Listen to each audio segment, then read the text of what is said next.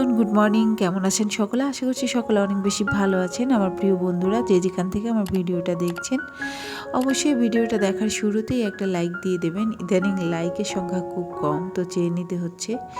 তো গাইজ, এটা তো সবারই বোঝা উচিত, একটা লাইক দিয়ে ভিডিওটা কন্টিনিউ করা উচিত, কারণ একটা বেশি লাইক একটা ভিডিওর জন্য অনেক রিচ বাড়িয়ে দেয়, অনেক দূর পৌঁছে যেতে সহযোগিতা করে। সেই কারণে হচ্ছে ভিডিওর দেখার শুরুতেই হচ্ছে একটা লাইক দিয়ে দেওয়া উচিত, আমি মনে করি। যাই হোক, আপনারা অবশ্যই আমার খুব কাছের বন্ধুরা, আপনারা একটা লাইক অবশ্যই দিয়ে দেবেন। তো এখন বাজে হচ্ছে সকাল 7:30। আমি নাস্তা বানানো শুরু করে দিয়েছি, বাচ্চারা স্কুলে যাবে। ওরা ঘুম থেকে অনেক আগে উঠে গেছে, রেডিও হয়ে গেছে। তো ওদের জন্য হচ্ছে চকোস রেডি করব, আর হচ্ছে একটু নুডলসও রান্না করেছি, নুডলসও থাকবে সাথে, যে যেটা খায় আর কি। তো সেই কারণে হচ্ছে ওদের জন্য চকোস করেছি, তিনজনের জন্যই। আর নুডলসটা যে খাবে খাবে, না খেলে পরে হচ্ছে এসে খাবে। তো দুজনে বলেছে নুডলসও খাবে চকোসও খাবে, দিয়ে দিলাম। আর একজন বলছে স্কুল থেকে এসে তারপরে সে তার নুডলসটা খেয়ে নেবে। আর আমি আর আমার হাজব্যান্ড হচ্ছে রুটি খাবো, সেই কারণে আমি একটু পরে করছি আমাদের নাস্তাটা। আর এই যে দেখুন, ওখানে নাস্তা শেষে আমি রান্না শুরু করে দিয়েছি দুপুরের রান্না, কারণ আজকে একটু তাড়াহুড়া আছে। সেই কারণে আজকে খুব বেশি বড় করতে পারছি না এখানকার ভিডিওটা, এখানকার বলতে সারাদিনের ভিডিওটা, কারণ সন্ধ্যাবেলায় একটা ভিডিও করতে হবে, তখন একটু ভিডিওটা বড় হয়ে যাবে, সেই কারণে বললাম কথাটা। এখন তো দুপুরবেলা রান্না শুরু করে দিয়েছি। এই যে কই মাছ দিয়ে আলু আর টমেটো, বাচ্চারা পছন্দ করে, যদিও মাছ আমি খাবো, সেই কারণে মাছের সংখ্যা খুব কম। দুটো মাছ নিয়েছি, ঠিকই খাবে না সবাই। আর হচ্ছে কফি রান্না করেছি, ওল কফি, যেটা শালগম বলা হয়। আর এই যে অনেক দিন কয়েকটা মুরগির ঠ্যাং রেখে দিয়েছিলাম গুছিয়ে, তো ভাবলাম আজকে সেটা রান্না করে নিই। তো দেখুন, মুরগির ঠ্যাং আর কয়েক পিস মাংস মিশিয়ে দিয়েছি, আর নতুন আলু দিয়ে দারুণ হয়েছিল আজকে মাংসটা খেতে। কারণ যে মুরগির ঠ্যাং আমি নিয়েছি, শক্ত মুরগির যে ঠ্যাংগুলো থাকে, এটা আমার খুব ফেভারিট। আমি আসলে পোলট্রি মুরগি খুব একটা খাই না, আমি এই শক্ত মুরগিটাই পছন্দ করি। কে কে পছন্দ করো জানি না, অবশ্যই জানাবে যদি পছন্দ করো লাল মুরগিটা। তা আমি এটাই খাই, আর এটা ঠ্যাং শক্ত হলেও আমার চিবোতে ভালো লাগে। তো এই যে সন্ধ্যা হয়ে গেছে, দুপুরে খাওয়া দাওয়া শেষ করে একটু শুয়েছিলাম, তারপরে ঘুম থেকে উঠে রেডি হয়েই আমরা চলে এসেছি আজকে একটা অনুষ্ঠানে। তখন বলা হয়নি, এখন বলে দিচ্ছি। আমাদের বাসার একেবারেই সাইডে, আমরা হেঁটে এসেছি, 2 মিনিট লেগেছে মাত্র, বেশি না। মানে আমাদের গলির পরের গলি, সামনের গলি আর কি, রোডের অপোজিটে। তো আমার হাজব্যান্ডের একটা স্টুডেন্টের আজকে হচ্ছে গায়ে হলুদ, এই বিয়েতে আমাদের দাওয়াত রয়েছে। তো যেহেতু পাশেই বাসা, চলে এসেছি আমরা অল্প সময়ের মধ্যে। লিফটে আমরা উঠে গেছি, একদম ছাদে যাব এখন। আমরা এখন ওদের বাসার সামনে আছি, এখন আমরা ছাদে যাব, কারণ পুরো অনুষ্ঠানটার আয়োজন করা হয়েছে ছাদে। আর এই যে দেখো, আমরা সবাই এসে গেছি। এখানে মাত্র 100 জন লোকের আয়োজন ছিল গায়ে হলুদে, আর বিয়েতে হচ্ছে 500 জন লোকের আয়োজন থাকবে আর কি। এই যে মেয়ের সাজুগুজু হয়ে গেছে অলরেডি, সে ফটোশ্যুট করতেছে। আমরাও ইতিমধ্যে চলে এসেছি। এই যে আমার হাজব্যান্ড, আমি, আমরা সবাই ওর সঙ্গে অনেক মজা করছিলাম, কথা বলছিলাম।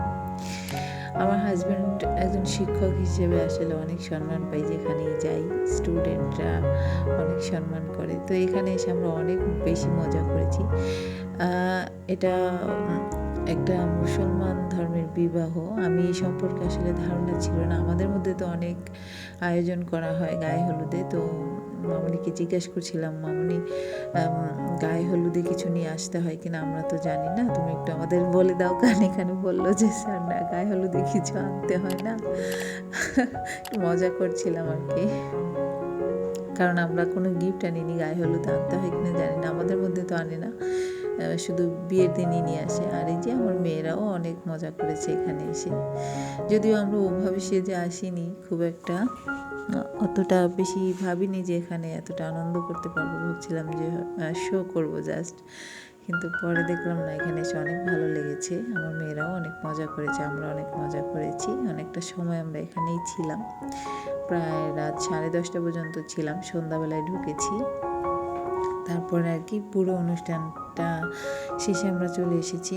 এখন হচ্ছে আমাদের এখানকার লোকজন যারা, এখানকার আমরা সবাই, আর বরের বাড়ি থেকে এখনও আসেনি, বরের বাড়ি থেকে অনেকই লোক আসে এই হলুদে, আমাদের জানা ছিল না, যদিও আমাদের মধ্যে এটা খুব কম হয়। মানে গায়ে হলুদ অনুষ্ঠানটা করলে করতে পারে, কিন্তু বরের বাড়ির লোক খুব একটা আসে না, আর নিজেরা করতে পারে মজাটা, আনন্দটা।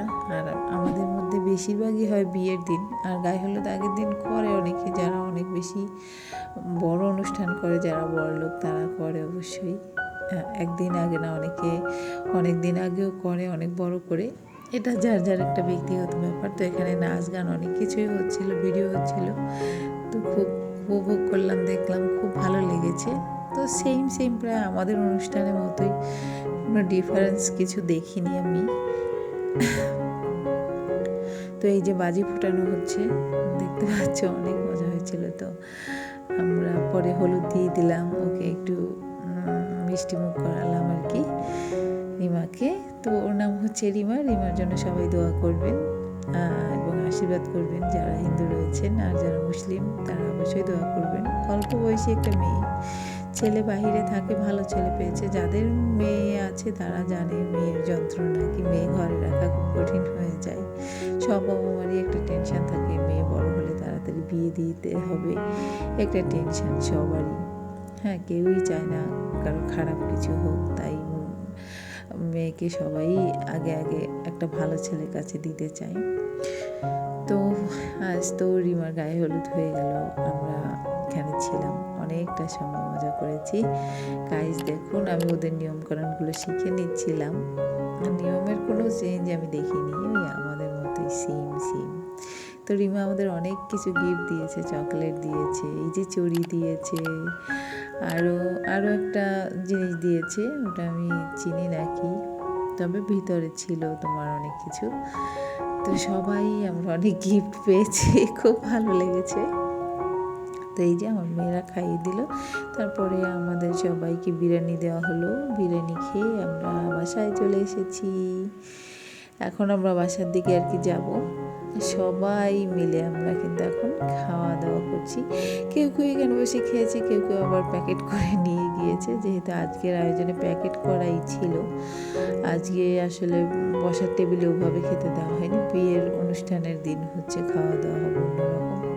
আর এই যে আমরা আবার লিফটে উঠে গেছি, আর আমার মেয়েটা এই যে ভিডিও করতে শুরু করেছে, ওকে একটা বকা দিয়েছিলাম আমি যে এখানে কেন করতে হবে, তারপরে করছিল। যাই হোক, তো আমরা বাসা দিয়ে যাচ্ছি। আপনার বাবা হচ্ছে একটু সেলুনে যাবে, এই যে এখানেই সামনে বললো। তো আমরা বাসার দিকে হেঁটে চলে এলাম। এই যে 2 মিনিট পরে বাসায় পৌঁছে গেছি। আর এই যে দেখো, অনেক গিফটস দেখতে পাচ্ছ, অনেক কিছু দিয়েছে, চুড়ি দিয়েছে, চকলেট দিয়েছে, ওই যে ভ্যানিটি ব্যাগের মধ্যেও কিন্তু চকলেট রয়েছে। আমার মনে হয় বরের বাড়ি থেকে চকলেটগুলো পাঠানো হয়েছে, কারণ এই চকলেটগুলো বাহিরের চকলেট দেখেই বোঝা যাচ্ছে, আর ছেলে তো বাহিরে থাকে, হতে পারে, নাও হতে পারে। আজকের ভিডিওটা এতটুকুই। কেমন লেগেছে তোমাদের অবশ্যই